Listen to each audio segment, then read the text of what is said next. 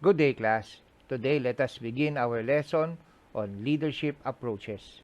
In particular, the least preferred coworker theory, the path goal theory, and Vroom's decision tree model. The most common situational theory was developed by Fred Fiedler, the least preferred coworker scale. It suggests that a leader's effectiveness depends on the situation. It tries to reconcile and explain a leader's personality and the complexity of a situation. It also assumes that there is a task or relationship focus for leaders. Three factors measure situational favorableness to help determine proper leadership focus. Leader-member relations. This is considered of high importance. Task structure. This is moderate importance. Leader position power, low importance. Leader-member relations refers to the degree of mutual trust, respect, and confidence between the leader and the subordinates. When leader-member relations in the group are poor, the leader has to shift focus away from the group task in order to regulate behavior and conflict within the group. Task structure referring to extent to which groups are clear and structured. When task structure is low, group tasks are ambiguous, with no clear solution or correct approach to complete the goal. In contrast, when task structure is high, the group goal is clear, unambiguous, and straightforward. Members have a clear idea about how to approach and reach the goal. Leader position power. This is referring to the power inherent in the leader's position itself. The use of the LPC scale is to measure leaders' motivation. The LPC scale asks a leader to describe the person with whom they have worked least well, using a series of bipolar scales of 1 to 8, such as the following. High LPC leaders are more concerned with interpersonal relationships. Low LPC leaders are more concerned with task-relevant problems.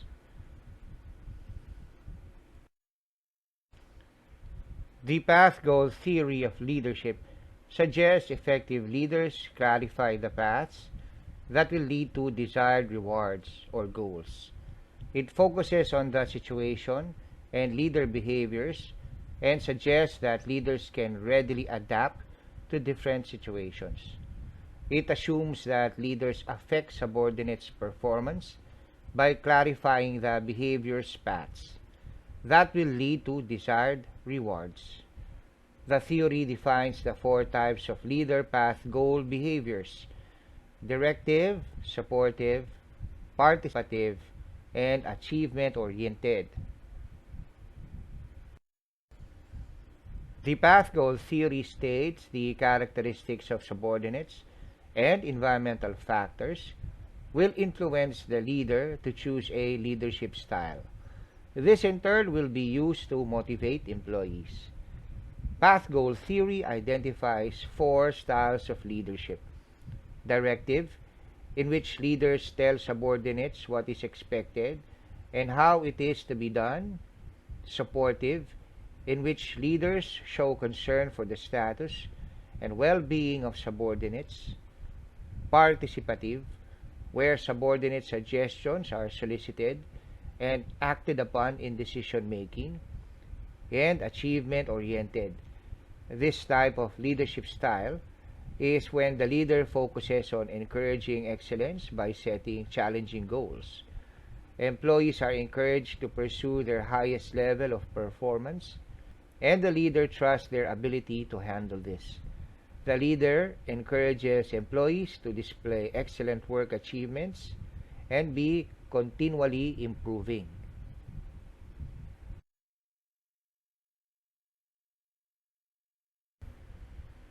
Personal characteristics and environmental characteristics are situational factors that will affect the leader behavior choice. Personal characteristics of subordinates includes locus of control, This refers to how strongly people believe they have control over the situation and the experiences that affect their lives. Perceived ability. This is the individual's assessment of his or her own ability. Environmental characteristics cause uncertainty. They are task structure, the formal authority system, and a primary work group.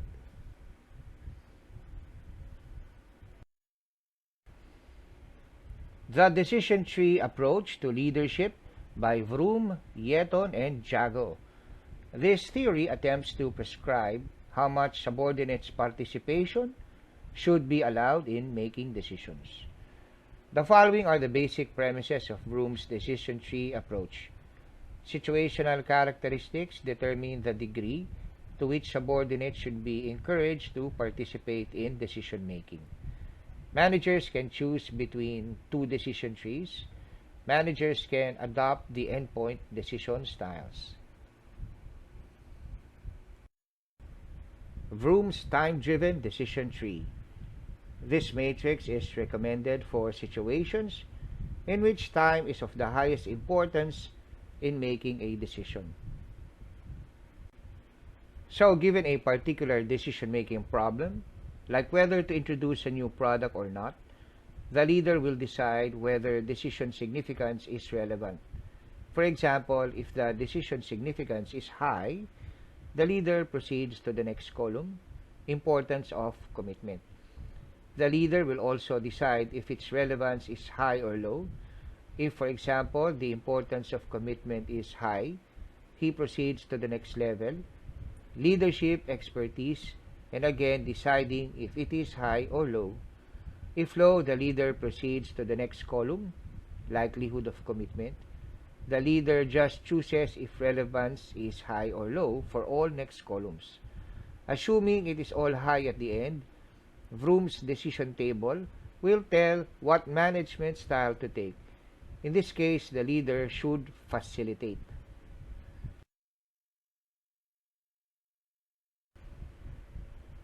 Notice that the leader just goes through a series of stages where he answers high or low, like yes or no, and his decision just propels him forward until he reaches the recommended leadership styles. Hence why it is called the decision tree model.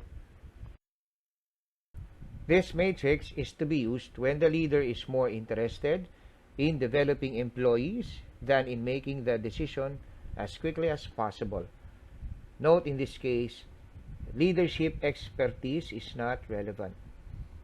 Just as with the time-driven tree shown in the previous slide, the leader assesses situational factors represented by the columns.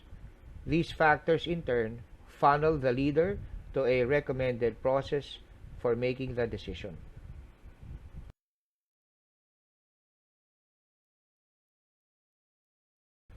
The following are endpoint decision styles for managers. Decide. The leader make the decision alone and either announce or sell it to the group. Delegate. The leader permit the group to make the decision within prescribed limits. The group undertakes the identification and diagnosis of the problem, developing alternative procedures for solving it. Consult individually.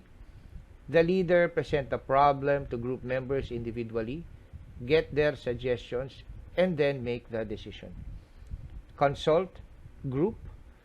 The leader present the problem to group members in a meeting, get their suggestions, and then make the decision. Facilitate. The leader presents the problem to the group in a meeting. He acts as a facilitator, defining the problem to be solved and the boundaries within which the decision must be made. The objective is to get concurrence on a decision. Time-driven decisions must be made on a timely basis. Development-driven decisions can be used to improve, develop subordinates' decision-making skills. That ends today's lesson. Thank you for listening. Have a nice day and God bless.